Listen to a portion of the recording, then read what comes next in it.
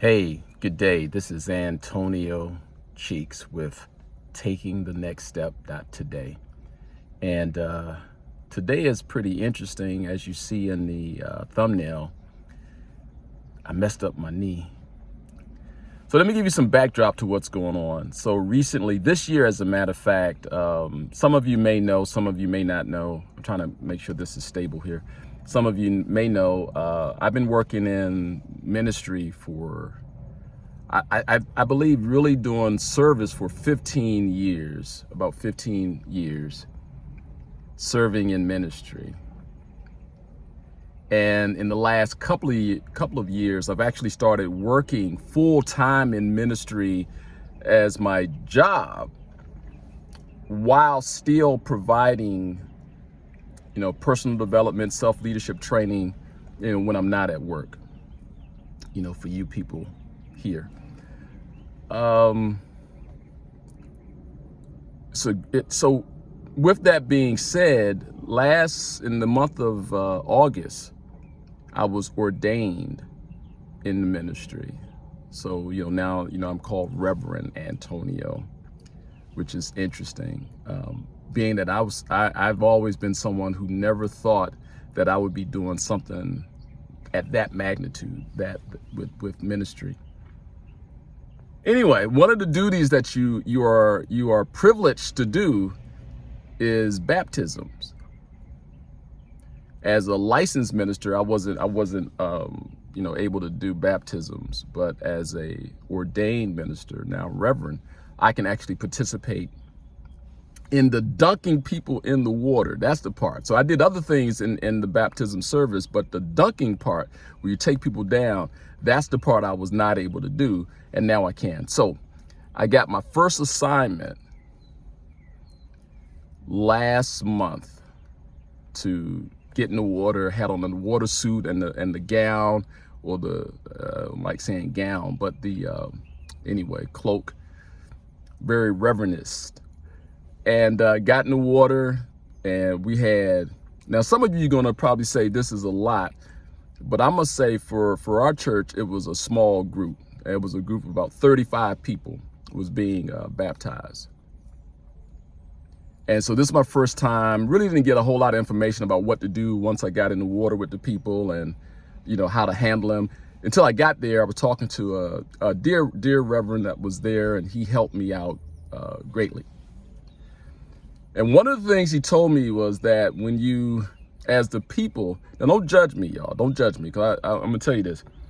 As the people start to get heavier, you may have to lean into it, so you got to almost do a lunge to take them back and get them back up. Yeah, so after that night, I was stiff, my shoulders were stiff, and my leg started to mess with me. And I said, what did I do? So I remember back in 2010, I had a meniscus tear in 2010.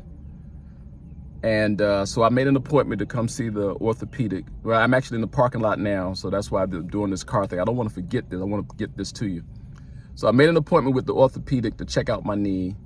And then on the same day, I was able to they said I needed an MRI done. So I was able to get the MRI done the same day. That was a week ago. Today was the day to actually review the MRI with the doctor. And sure enough, meniscus tear is acting up again. So, there was a lot of protocols they gave me that I could do. The one I'm going to lean towards is the physical therapy, rehab.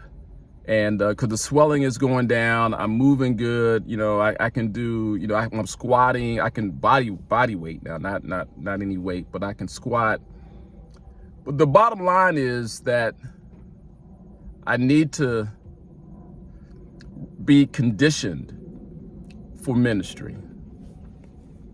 Whether it be, and this is for you too, if you're in ministry or the marketplace, there's a call on your life that's taking you to another level. I believe that your physical health man, this is, your physical health is connected to that destiny. So one of the things we want to do on this channel as we continue to, normally, we're in the office or in a more sterile environment, but this one I had to get out to. And let me know if you like this kind of like in the car, kind of like on the go kind of video. As long as it's giving you value, let me know if that's the case in the comments. But here's what I found out. Again, if you're in ministry or the marketplace, if you're a business person, entrepreneur, any type of leader that you are, you need to show up in a way that inspire people. And sometimes it's going to be your health that does that for them. So 2 things I noticed on that night. I'm trying to keep this stable. 2 things I noticed on that night when I got into the pool. Number 1, I was very deconditioned. It was only 35 people. That sounds like a lot of people to some people, but 35 people came in there and we were dumping. Here's the other thing though. Here's the thing. Helicopter coming by.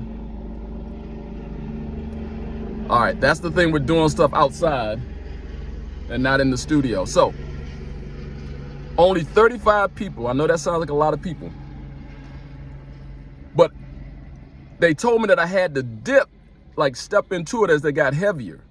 So my message today is, saints, workers of ministry and the marketplace, you got to get yourself in shape. And the saints, y'all got to get yourself in shape too. It was crazy. It was like, so he told me, my mentor for the day told me that as they get heavier, you got to lean more into it. We did a lot of leaning into it. People were getting heavier and heavier. Come on, people. Help the workers out too. So that's just my story for the day, or my message for the day. Whether you're in ministry or the marketplace, whether you are someone providing the service or the service is being provided to you, your health, your wellness is vitally important to you, even, enjoying that stuff. Even if you're receiving the benefits of someone in ministry or the marketplace, when you receive it, how can you truly enjoy it if you do not take care of your health? And a side note for men as we close this up. So that's my point, is that we gotta get this health stuff together. Leg work. I know when I gotta start. So watch me, y'all. I gotta get back into the gym. I gotta condition myself. I gotta be ready for what's about to happen in the future here, in the near future.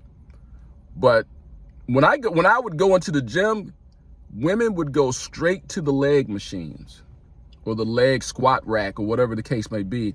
And men were doing typically, not all, typically men would be doing upper body stuff, because it was like the show stuff, arms, chest, shoulders, back, things like that.